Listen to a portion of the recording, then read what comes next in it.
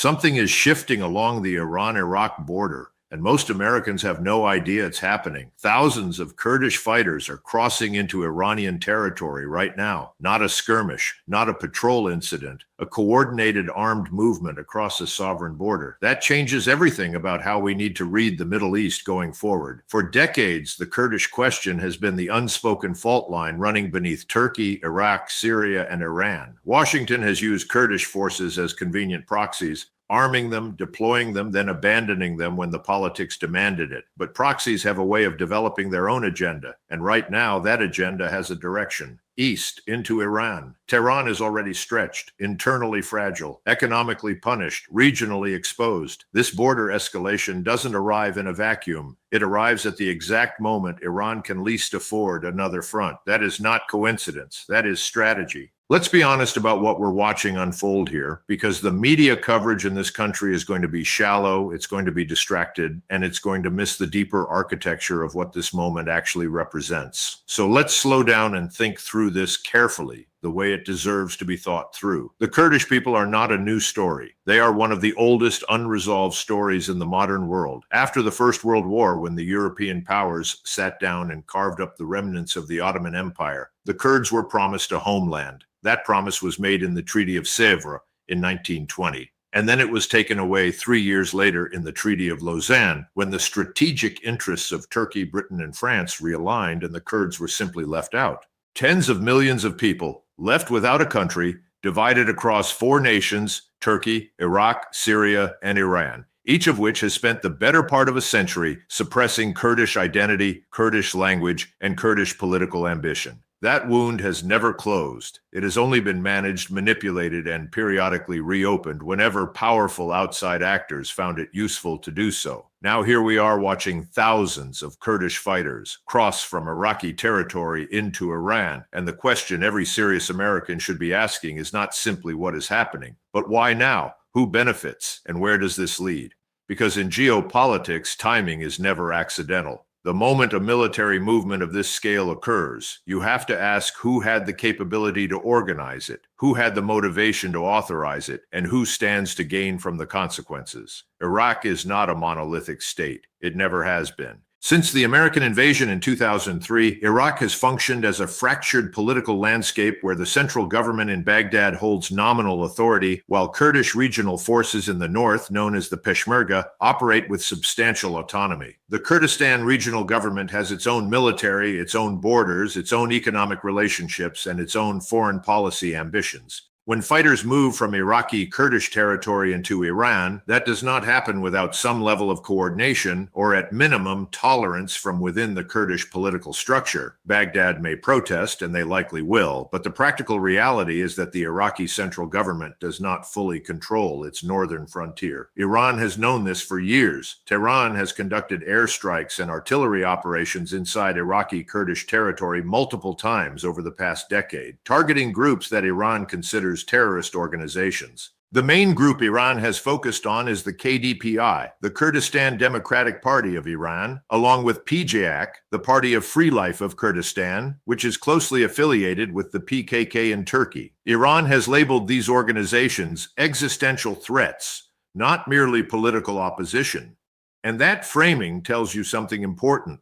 When a government calls an armed ethnic movement an existential threat rather than a security problem, it means they believe the movement has the potential to fracture the state itself. Iran is a multi-ethnic country. Persians make up roughly half the population. The other half includes Azeris, Kurds, Arabs, Baloch, and others. The Islamic Republic has always understood that if one ethnic minority successfully achieves meaningful autonomy or independence, the model becomes contagious. So when Kurdish fighters enter Iran in significant numbers, Tehran is not looking at this through a purely military lens. They are looking at it through a lens of national survival. That is a critical distinction because it means Iran's response will not be measured or proportional. It will be overwhelming, and it will be designed to send a message not just to the Kurds, but to every ethnic minority inside Iran's borders that this kind of movement ends in destruction. That is how authoritarian states preserve their coherence. They make the cost of resistance so catastrophic that the calculation changes. But here is where it gets complicated for the United States and for the broader West. Western strategic picture. Washington has a deeply contradictory relationship with Kurdish forces across the region. In Syria, American Special Operations Forces worked side by side with the Syrian Democratic Forces, which are Kurdish-led, to dismantle the territorial caliphate of ISIS. Those partnerships were real, they were effective, and they created genuine bonds between American soldiers and Kurdish fighters on the ground.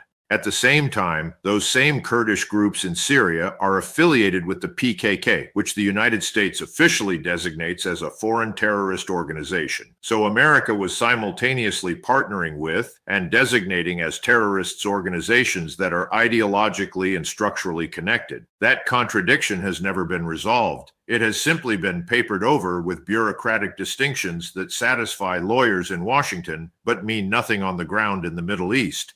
Turkey, which is a NATO ally, has been conducting its own military operations against Kurdish forces in northern Iraq and Syria for years. American officials have watched this happen, issued occasional statements of concern, and done nothing substantive to stop it.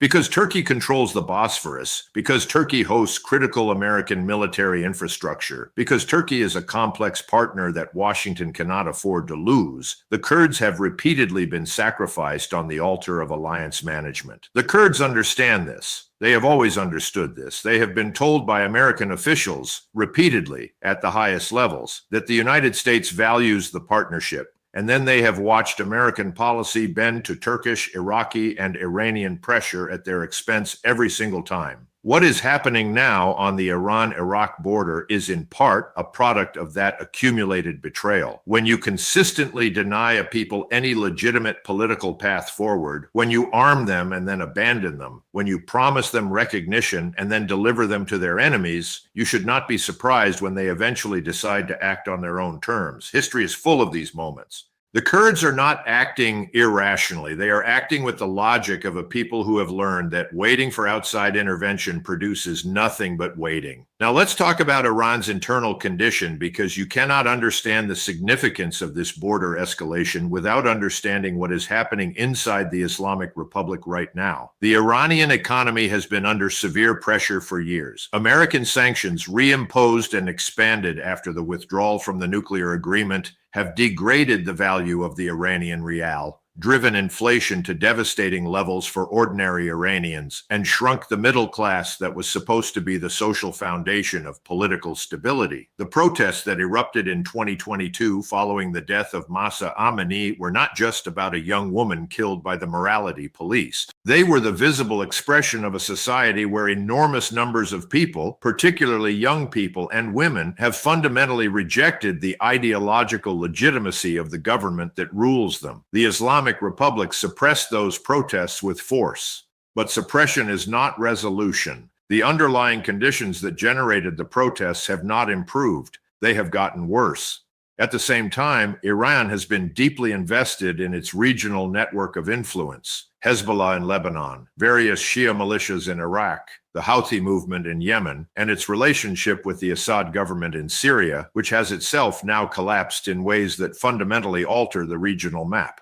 Iran's strategic depth, the forward presence it spent decades and enormous resources building, has been significantly degraded. Hezbollah took catastrophic losses in its conflict with Israel. The fall of Assad removed a critical land bridge connecting Iran to its Lebanese assets. The Houthi campaign in the Red Sea has drawn American military attention and strikes. Iran is simultaneously facing internal delegitimization and external strategic erosion. And now Kurdish fighters are crossing its western border in force. This is what strategic overextension looks like in real time. It is not a single catastrophic event. It is a convergence of pressures from multiple directions that collectively overwhelm a state's capacity to manage them simultaneously. The Islamic Republic is not about to collapse tomorrow. These institutions are resilient and they are brutal, and brutality is an effective short-term stabilization tool. But the trajectory is visible to anyone who is willing to look at it honestly. A government that cannot deliver economic security, that has lost significant regional influence, that faces active armed resistance on its borders, and that has forfeited the ideological loyalty of a substantial portion of its own population, is a government operating under conditions of severe strain. For American policymakers, this presents both an opportunity and a serious risk. The opportunity is that a weakened Iran is less capable of projecting the kind of destabilizing influence it has projected across the region for the past 4 decades.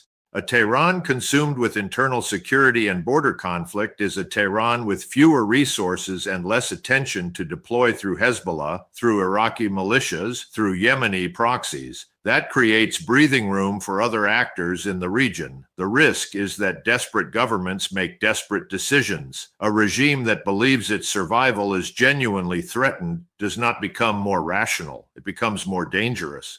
The Islamic Republic has invested enormous resources in a nuclear program. It has long-range ballistic missiles. It has demonstrated a willingness to strike beyond its borders when it feels sufficiently threatened. A corner is a dangerous place to drive any government. The broader regional architecture is also shifting in ways that this border conflict will accelerate. Saudi Arabia and Iran reached a diplomatic normalization agreement in 2023, brokered by China. That agreement was significant because it suggested a willingness on both sides to reduce direct confrontation and focus on internal development. Whether that agreement survives the current pressure on Iran is an open question. The Gulf states are watching Tehran's vulnerabilities with a combination of strategic calculation and genuine concern because instability in Iran does not remain contained within Iran's borders. Refugee flows, militia fragmentation, the potential for nuclear materials to become insecure. These are consequences that would affect the entire region and reach far beyond it. China and Russia have their own interests in this equation. Russia, deeply committed in Ukraine and increasingly dependent on Iranian drone technology and munitions for its own military campaign, has a strong interest in Iran's stability.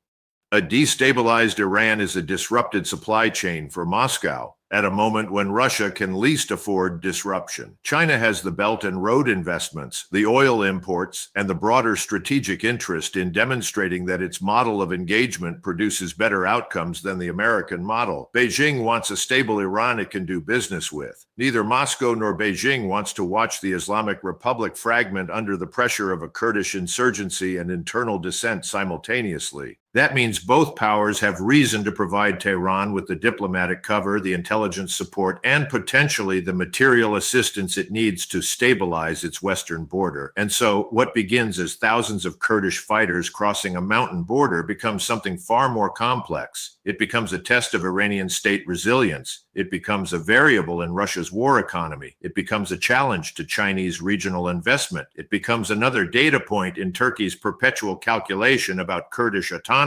It becomes a question for American policy about whether the United States has any coherent strategy in a region it has spent trillions of dollars and thousands of lives trying to shape and largely failed to understand. The border between Iraq and Iran is not just a line on a map. It is a fault line running through the entire architecture of Middle Eastern power. And right now it is moving.